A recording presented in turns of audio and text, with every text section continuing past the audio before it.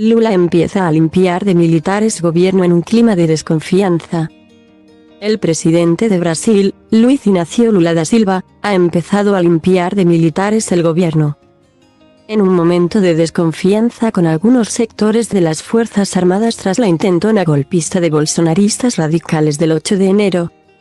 En sus primeros 20 días de mandato, el dirigente progresista ha prescindido de los servicios de unos 140 militares que trabajaban en órganos vinculados con la seguridad y la administración de la presidencia.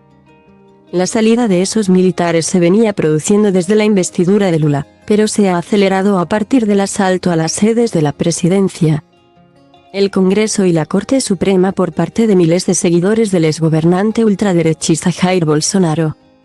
El martes, el gobierno de Lula dispensó a 40 militares que trabajaban en la administración del Palacio de la Alborada, la residencia oficial de la presidencia.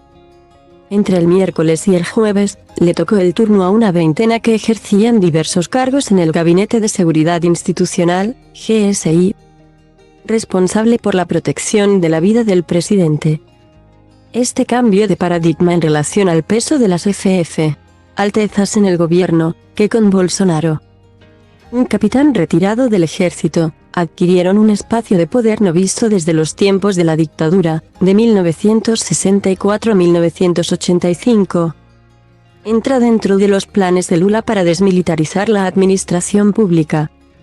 Según datos oficiales, el número de militares, activos o de la reserva, ocupando cargos civiles saltó desde 2.765 en 2018, un año antes de que Jair Bolsonaro llegara al poder, hasta los 6.157 en 2020, de los cuales cerca de la mitad son cargos comisionados que el nuevo gobierno puede sustituir en el corto plazo.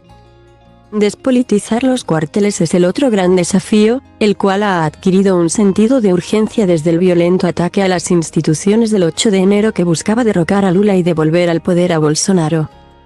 Las Fuerzas Armadas, como institución, se mantuvieron fieles a la Constitución y a Lula en su condición de comandante supremo, aunque el gobierno sospecha de la participación de algunos pocos militares en los actos golpistas, a los que pretende castigar sin importar la patente.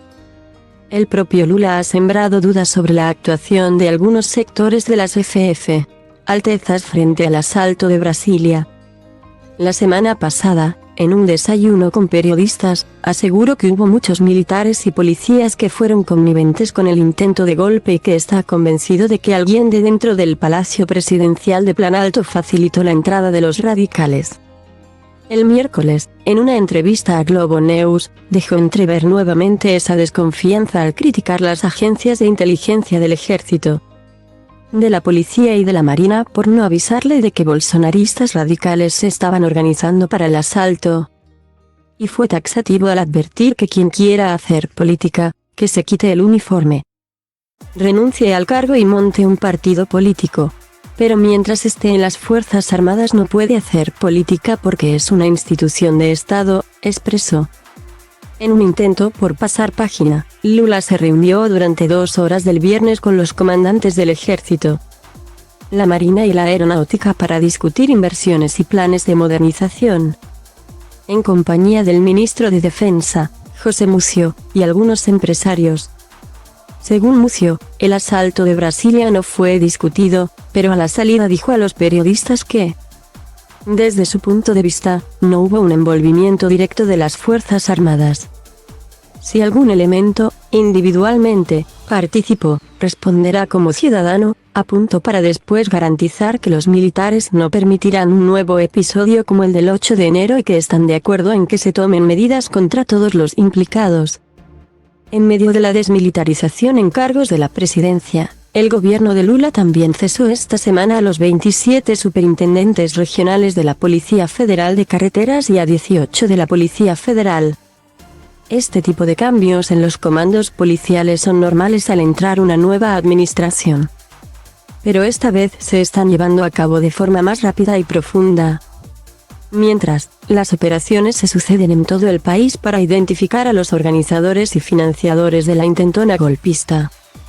En la lista de investigados de la Corte Suprema figura Bolsonaro, quien actualmente se encuentra en Estados Unidos sin billete de vuelta, por incitar a sus simpatizantes a atacar las instituciones democráticas.